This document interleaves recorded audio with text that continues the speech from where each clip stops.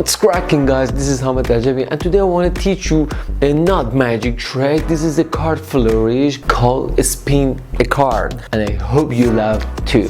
Let's check her out.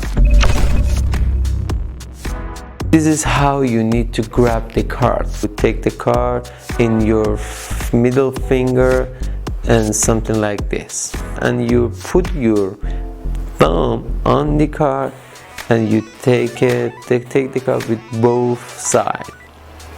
So this is the important part.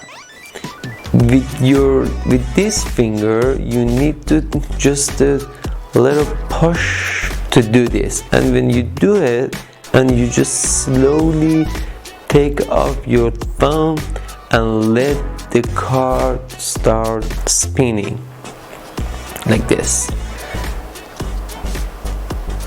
As I say, you need to practice to do this very easily, and I hope you enjoyed it.